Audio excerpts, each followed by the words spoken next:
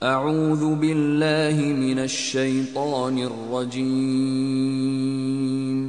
بسم اللہ الرحمن الرحیم۔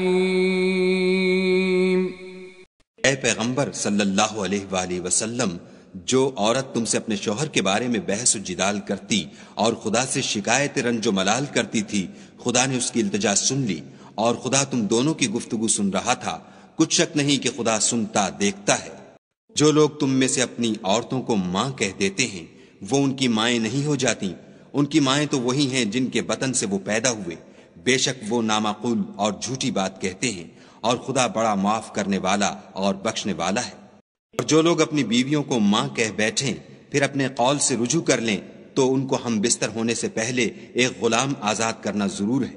مومنوں، اس حکم سے تم کو نصیحت کی جاتی ہے، اور جو کچھ تم کرتے ہو خدا اس سے خبردار ہے۔ جس کو غلام نہ ملے وہ مجامعت سے پہلے متواتر 2 مہینے کے روزے رکھے، جس کو اس کا بھی مقدور نہ ہو اسے 60 محتاجوں کو کھانا کھلانا چاہیے۔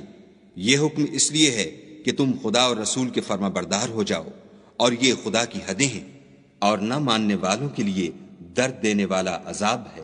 جو خدا اور اس کے رسول کی مخالفت کرتے ہیں وہ اسی طرح ذلیل کیے جائیں گے جس طرح ان سے پہلے لوگ ذلیل کیے گئے تھے، اور ہم نے صاف اور صریح آیتیں نازل کر دی ہیں۔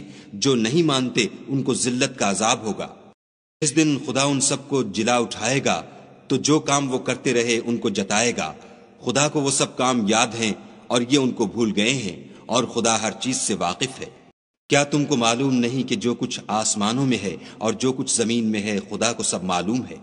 کسی جگہ 3 شخصوں کا مجمع اور کانوں میں صلاح و مشورہ نہیں ہوتا مگر وہ ان میں چوتھا ہوتا ہے، اور نہ کہیں 5 کا مگر وہ ان میں چھٹا ہوتا ہے، اور نہ اس سے کم یا زیادہ مگر وہ ان کے ساتھ ہوتا ہے، خواہ وہ کہیں ہوں۔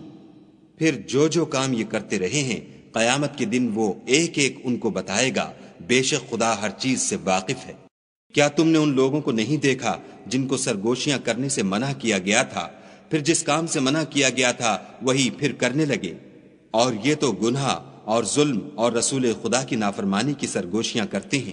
اور جب تمہارے پاس آتے ہیں تو جس کلمے سے خدا نے تم کو دعا نہیں دی اس سے تمہیں دعا دیتے ہیں، اور اپنے دل میں کہتے ہیں کہ اگر یہ واقعی پیغمبر ہیں تو جو کچھ ہم کہتے ہیں خدا ہمیں اس کی سزا کیوں نہیں دیتا؟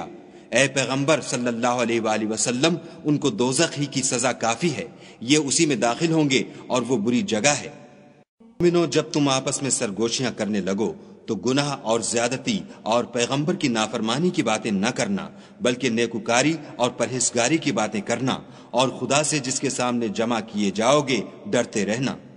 کافروں کی سرگوشیاں تو شیطان کی حرکات سے ہیں، جو اس لیے کی جاتی ہیں کہ مومن ان سے غمناک ہوں، مگر خدا کے حکم کے سوا ان سے انہیں کچھ نقصان نہیں پہنچ سکتا۔ تو مومنوں کو چاہیے کہ خدا ہی پر بھروسہ رکھیں۔ مومنوں، جب تم سے کہا جائے کہ مجلس میں کھل کر بیٹھو تو کھل بیٹھا کرو، خدا تم کو کشادگی بخشے گا۔ اور جب کہا جائے کہ اٹھ کھڑے ہو تو اٹھ کھڑے ہوا کرو۔ جو لوگ تم میں سے ایمان لائے ہیں اور جن کو علم عطا کیا گیا ہے خدا ان کے درجے بلند کرے گا، اور خدا تمہارے سب کاموں سے واقف ہے۔ مومنو، جب تم پیغمبر کے کان میں کوئی بات کہو تو بات کہنے سے پہلے مساکین کو کچھ خیرات دے دیا کرو، یہ تمہارے لیے بہت بہتر اور پاکیزگی کی بات ہے۔ اور اگر خیرات تم کو میسر نہ آئے تو خدا بخشنے والا مہربان ہے۔ کیا تم اس سے کہ پیغمبر کے کان میں کوئی بات کہنے سے پہلے خیرات دیا کرو ڈر گئے؟ پھر جب تم نے ایسا نہ کیا اور خدا نے تمہیں معاف کر دیا تو نماز پڑھتے اور زکوٰۃ دیتے رہو، اور خدا اور اس کے رسول کی فرما برداری کرتے رہو، اور جو کچھ تم کرتے ہو خدا اس سے خبردار ہے۔ بھلا تم نے ان لوگوں کو نہیں دیکھا جو ایسوں سے دوستی کرتے ہیں جن پر خدا کا غضب ہوا؟ وہ نہ تم میں ہیں نہ ان میں، اور جان بوجھ کر جھوٹی باتوں پر قسمیں کھاتے ہیں۔ خدا نے ان کے لیے سخت عذاب تیار کر رکھا ہے، یہ جو کچھ کرتے ہیں یقیناً برا ہے۔ انہوں نے اپنی قسموں کو ڈھال بنا لیا اور لوگوں کو خدا کے رستے سے روک دیا ہے، سو ان کے لیے ذلت کا عذاب ہے۔ خدا کے عذاب کے سامنے نہ تو ان کا مال ہی کچھ کام آئے گا اور نہ اولاد ہی کچھ فائدہ دے گی۔ یہ لوگ اہل دوزخ ہیں، اس میں ہمیشہ جلتے رہیں گے۔ جس دن خدا ان سب کو جلا اٹھائے گا تو جس طرح تمہارے سامنے قسمیں کھاتے ہیں اسی طرح خدا کے سامنے قسمیں کھائیں گے، اور خیال کریں گے کہ ایسا کرنے سے کام لے نکلے ہیں۔ دیکھو یہ جھوٹے اور برسر غلط ہیں۔ شیطان نے ان کو قابو میں کر لیا ہے اور خدا کی یاد ان کو بھلا دی ہے۔ یہ جماعت شیطان کا لشکر ہے، اور سن رکھو کہ شیطان کا لشکر نقصان اٹھانے والا ہے۔ جو لوگ خدا اور اس کے رسول کی مخالفت کرتے ہیں وہ نہایت ذلیل ہوں گے۔ خدا کا حکم ناطق ہے کہ میں اور میرے پیغمبر ضرور غالب رہیں گے، بے شک خدا زوراور اور زبردست ہے۔ جو لوگ خدا پر اور روز قیامت پر ایمان رکھتے ہیں تم ان کو خدا اور اس کے رسول کے دشمنوں سے دوستی کرتے ہوئے نہ دیکھو گے، خواہ وہ ان کے باپ یا بیٹے یا بھائی یا خاندان ہی کے لوگ ہوں۔ یہ وہ لوگ ہیں جن کے دلوں میں خدا نے ایمان پتھر پر لکیر کی طرح تحریر کر دیا ہے اور فیض غیبی سے ان کی مدد کی ہے، اور وہ ان کو بہشتوں میں جن کے تلے نہریں بہہ رہی ہیں داخل کرے گا، ہمیشہ ان میں رہیں گے۔ خدا ان سے خوش اور وہ خدا سے خوش۔ یہی گروہ خدا کا لشکر ہے، اور سن رکھو کہ خدا ہی کا لشکر مراد حاصل کرنے والا ہے۔